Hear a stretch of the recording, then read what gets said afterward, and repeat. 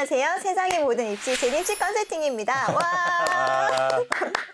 오늘은 김세일 변호사님과 함께 연세대학교 2021학년도 정시에서 의대 정시 면접 구술 시험 문제를 빠르게 한번 변호사한테 물어보면 답이 어떻게 되는가를 한번 들어보려고 해요. 대충 내용을 요약하자면 2021 연대 의대 면접에서는 해외 큰 마트의 사진관에서 근무하는 직원이 사진을 인화하다가 사진에서 신생아가 거실을 기어다니는데 그 주위에 높은 등급의 마약류들이 많이 깔려 있는 것을 확인하고 바로 신고를 해요, 경찰에. 그래서 그 경찰들이 그 집을 가서 아기를 구출해냈고 실제로 마약이 있었던 게 사실이라 그 집주인을 체포를 했는데 해당 마트는 이 직원을 해고하게 되거든요. 먼저 말씀드리자면 경영학도로서 저는 해고가 정당하다고 생각을 하는데 질문이 이 해고가 정당하냐 정당하지 않느냐였고 연대에서 발표한 모범 답안에서는 해고가 정당하지 않다였어요. 왜냐하면 의대여서 그랬던 것 같기도 한데 아이의 생명을 구하는 게 무엇보다 중요하다. 생명의 가치 우선하는 건 없었기 때문에 그 직원이 신고하는 게 정당했다. 왜냐하면 거기 있는 마약류들은 단 하나라도 1mg이라도 아이가 먹으면 즉사할 수도 있는 마약류들이 많았기 때문이라고 설명을 하시더라고요. 변호사님 의견은? 법적 쟁점이 두 가지인데 이 직원의 행동이 적법하냐? 저는 적법하진 않았다고 생각을 하거든요. 그쵸. 네. 그 다음으로 나오는 문제가 그러면 그 해고가 정당했느냐? 네. 이렇게 나올 수가 있습니다. 네. 그러니까 단순히 바로 해고가 정당하다 아니다를 답하는 것이 아니라 법학적으로 분석을 하기 위해서는 우선 그 직원의 행동이 적법했는지 적법했다면 거기서 끝인 거죠. 근데 만약에 적법하지 않았어. 네. 그럼 그거에 대해서 처벌이라고 하기엔 좀 그렇지만 어떤 징계를 내릴 것인가 이런 문제가 남아있는 거죠. 그래서 첫 번째 쟁점을 한 말씀 드려볼게요. 제시문에 보면 직원이 특정 사진을 경찰에 제공하기 전에 매장 매니저에게 보고하도록 업무 매뉴얼로 정하고 있다. 그쵸. 이렇게 적혀 있어요. 맞아요. 근데 이 사람이 그런 매뉴얼을 따르지 않았기 때문에 그쵸. 잘못된 거죠. 그쵸. 네. 법적 검토를 해보면 회사와 직원은 고용계약을 체결함으로써 직원이 회사에 대하여 노동을 제공하고 네. 그에 대한 대가로 회사는 노동자에게 임금을 지급하는 그쵸. 것이거든요. 맞아요. 네. 중요한 거는 회사가 원하는 노동을 제공을 해야 돼요. 맞아요. 네. 자기 마음대로 하면 안 되는 그치. 거잖아요. 그래서 근로계약 체결 시에 아마 그 계약서에 내부의 규칙, 내규를 따른다고 맞아요. 명시되어 있을 거예요. 네네. 근데 설령 그게 안 돼 있었다 하더라도 네. 그건 당연한 것이거든요. 네, 맞아요. 그러니까 암묵적으로 동의됐다고 봐야 돼요. 그 규칙이 뭐 사회상규에 위반된다거나 그쵸. 뭐 어떤 강행 규정에 위반된다거나 뭐 범죄를 저질러야 되는 게 아니라면은 네. 그 내규를 따라야 되는 게 당연한 거예요. 네. 근데 이 사람이 지금 그런 내규를 어겼기 때문에 네. 회사에 어긋나는 행위를 한 게 맞습니다. 네. 그럼 그 다음으로 네. 볼 수 있는 게 위법성을 조각할 수 있는 사유가 있느냐예요. 그런 게 있어요? 예를 들면 네. 이해하기 쉽게 말씀드리면 네. 누가 나를 막 칼을 들고 막 쫓아와요. 어머. 죽이려고 해요. 어머. 그러니까 내가 방어하기 위해서 그 사람을 때렸어. 네. 그럼 이거 정당방위. 때렸다고 그렇죠. 때렸으니까 때린 건 맞아요. 네. 폭행은 맞는데 폭행은 맞지만 네. 이거는 정당방위니까 위법하지 않은 행동이 되는 거죠. 네. 그걸 위법성 조각이라고 해요. 이 사안에서 과연 위법성을 조각할 수 있는 사유가 있느냐 네. 볼 필요가 있는 거죠. 네. 근데 위법성 조각 사유에 공통적으로 요구되는 요건은 긴급성이에요. 그러니까 아까 같은 경우에 누가 막 쫓아와 네. 나를 죽이려고. 네. 근데 긴급하잖아. 그쵸. 내가 경찰 얘를 부르고 때리지 기다리고. 않으면 난 죽어. 긴급하잖아. 그쵸. 그 사이에 경찰을 부를 시간이 없어. 네. 근데 이 사건은 그런 사안은 아니에요. 물론 아기가 지금 거기에 있으면 큰일 났어 긴급해라고 네. 생각할 수는 있을 거예요. 네네. 하지만 당장 눈앞에 그런 부분 아니거든요. 네네. 매니저한테 충분히 그쵸. 물어보고 그쵸. 상의하고 경찰을 연락할 수도 있는 거고 네네. 네, 충분히 그런 여지가 있었는데 맞아. 그런 긴급성이 인정이 안 되기 때문에 네. 이 위법성 조각이 안 됩니다. 네.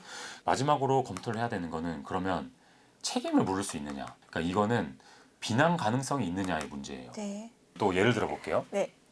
강도가 인질 강도를 막 하고 있어요. 네. 막 인질한테 총을 겨누고 어머. 너 얘 때려 어머. 이렇게 했어요. 네. 그럼 어떡해요? 때리기가. 안 때리면 내가 총을 맞춰 죽잖아. 네. 그래서 때렸어. 네. 자, 그 행위는 폭행도 해당하고 네. 긴급성이나 뭐 이런 게 없으니까 네. 위법성 조각도 안 돼요. 네. 하지만 네. 벌을 할 수는 없어요. 비난. 왜냐? 비난할 수 없잖아. 잘못했다고 말할 수 없잖아. 그 비난 가능성은 네. 다른 말로 기대 가능성이라고 표현이 돼요. 네. 그러니까 그 행위를 하지 않을 것을 기대할 수 있었느냐. 사안으로 돌아와서 이 직원이 네. 매니저한테 보고할 것을 기대할 수 있었느냐 없느냐를 따지는 거예요. 네. 근데 충분히 기대할 수 있었거든요. 그쵸? 네. 매니저한테 보고하고 매니저. 처리할 수 있는 그쵸. 기대 가능성이 있는 상태인 네. 거죠. 근데 그걸 안 했잖아. 그쵸. 그러니까 비난할 수 있는 거죠. 완벽하네요. 저희가 이거 네. 의학과 자소서생들하고 진짜 네. 한산도 대첩이었거든요. 의학팀들은 전부 다 정당하다. 당장 애가 먹으면 죽을 수도 있는 거기 막 써져 있는 그것들이 애가 먹으면 1mg이라도 먹으면 즉사하는 거다 쌤. 이거는 신고해줘야 된다. 라고 했는데 경영자 입장에서는 고객 프라이버시잖아요. 이런 식으로 되고 나면 이거는 커버가 되는 문제인지를 모르겠어서 근데 의도가 선한 건 알겠으니 따로 처벌은 못하더라도 데리고는 못 가. 같이 일은 못해. 그런 입장이었다. 네. 그래서 뭐 제 결론은 이건 뭐 법적 판단을 하시는 분들마다 다를 수 있는데 완벽합니다. 제 판단은 일단 이분의 행동이 잘못된 건 맞다. 근데 다음으로 중요한 거는 네. 그러면 해고가 정당해? 네. 결국에 이 결론은 해고가 정당하냐는 어머. 거잖아요. 하지만 제 답은 해고는 정당하지 왜요? 않다라고 말씀을 드릴 수 있을 것 왜죠? 같아요. 왜죠? 그러니까 만약에 제가 이분의 변호인이 된다. 네. 뭐 이분의 대리인이 되어서 제가 이분을 변호사님 제 대리인이 변론을 한다. 제 대리인 하죠. 라고 생각을 해보면 네. 충분히 다툴 여지가 있어요. 어디 어느 포인트에서? 쉽게 말씀드리면 저희가 어떤 형사적인 죄를 지어도 똑같은 폭행죄를 지어도 그 죄질은 1부터 10까지 네. 그러니까 나쁜 정도는 1부터 네. 10까지 나눠지거든요. 네. 그렇기 때문에 누구는 뭐 징역 1년, 누구는 징역 2년 이런 식으로 나오는 거잖아요. 네. 네. 그런 관점에서 이걸 바라보는 거죠. 아 죄질이 나쁘진 않다. 네. 의도가 선했다. 그렇죠. 회사가 징계를 내릴 수 있는데 그 징계의 종류가 굉장히 많거든요. 자꾸 다른 의견을 얘기하니까 표정이 안 좋은 것 같은데 아니 회사에서 안다고, 징계를 알아. 내릴 수 있는 거는 아는데. 감봉도 내릴 수 있고 그냥 정직을 내릴 수도 있고 네. 그 중에서 해고는 가장 강력한 맞아요. 징계인 그렇긴 거잖아요. 하죠.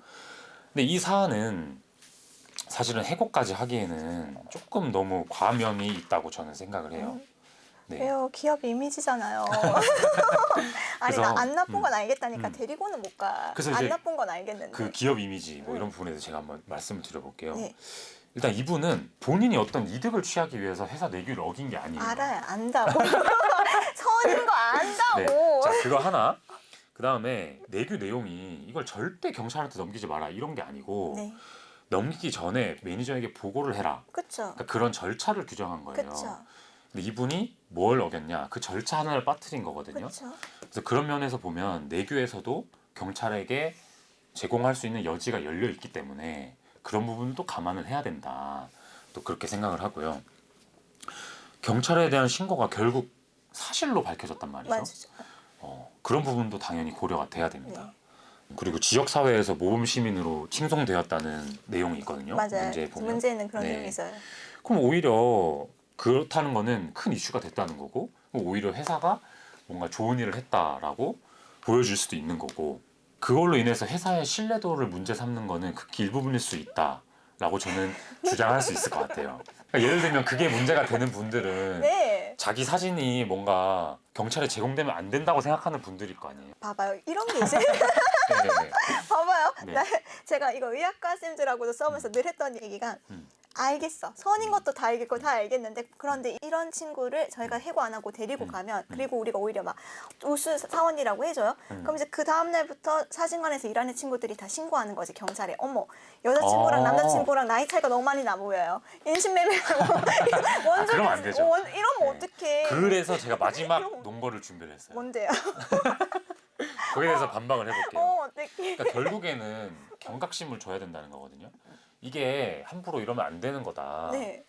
그렇잖아요. 그쵸. 그러니까 다른 직원들이 다 이렇게 따라하면 다 곤란하니까. 따라하면 나도 그쵸. 칭찬은 하겠지만 그렇죠. 아 그 사람 정말 좋은 그렇죠. 사람이다 하지만 네. 난 여기 일 안 하고 절대 안 가거든요. 그래서 이제 제가 말씀드리는 거는 감봉이나 정직만 주더라도 그 다른 직원들은 충분히 경각심을 가질 수 있거든요. 네. 아 저게 함부로 해서는 안 되는 거고 네. 꼭 하려면 먼저 매니저한테 보고를 하면 되는구나 네. 라고 할 수 있어요. 네. 그런데 그걸 굳이 해고로 할 필요는 없거든요. 네. 정직이나 뭐 감봉 조치로 충분히 그런 효과를 볼 수 있어요. 네. 이게 법적인 조치나 네. 어떤 벌이라는 거는 필요 최소한 만큼만 해야 되는 거거든요. 맞아요. 과해서는 안 되는 거거든요. 그게 이제 우리나라 헌법에서 얘기하는 비례의 원칙 이런 부분이 있어요. 네, 그런 취지에서 보면 네. 이 해고는 조금 부당하고 네. 과하다. 네. 네, 과하다는 취지에서 부당하고 네. 뭐 감봉이나 정직만으로 충분하지 않았나. 저는 이런 견해를 내겠습니다. 만약에 진짜 실제 재판이셨으면 네. 이기실 자신 있으세요? 저는 충분히 네. 세일아. 해고는 너무 과하기 때문에 네. 충분히 한번 다퉈볼 수 있지 않나. 근데 그렇군요. 물론 그런 부분이 있어요. 공무원이 해임되는 거랑 네. 일반 사기업이 해고하는 거랑 좀 달라요. 오. 그러니까 일반 사기업이 직원을 해고하는 게 조금 더 수월하겠죠. 그쵸? 아무래도. 그쵸. 그래서 어떤 그런 사기업의 입장이 충분히 존중될 수는 있지만 그럼에도 불구하고 저는 이 해고가 조금 과하다. 자, 이렇게 얘기할 수 좋은 있을 것 친구를 같습니다. 뒀네요, 제가.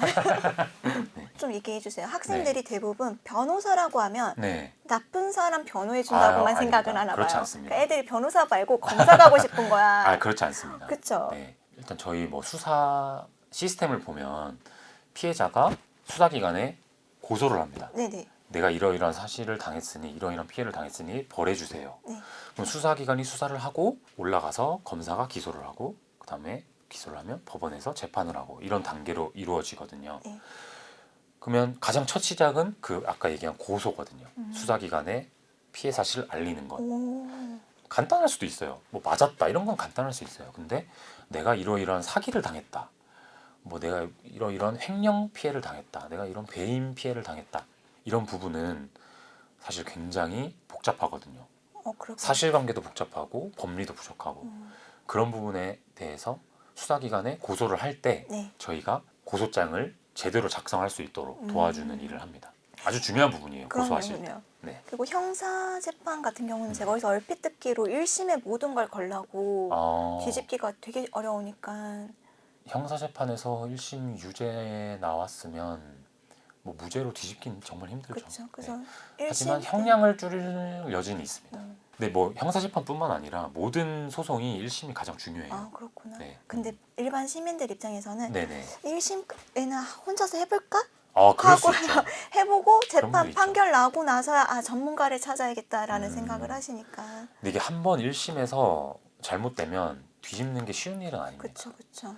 그렇기 때문에 이왕 어차피 도움을 재판까지 받으셔야 될 갔으면 거 재판까지 갔으면 네, 1심에서부터 혹은 형사 뭐 수사를 당하시면 뭐 경찰 단계에서부터 변호인의 조력을 받는 게 좋습니다. 감사합니다. 네, 그럼 여기까지 저희 법무법인 면의 김세일 변호사님과 함께 인터뷰 한번 진행해봤습니다. 그럼 다음 시간에 또 만나요. 안녕.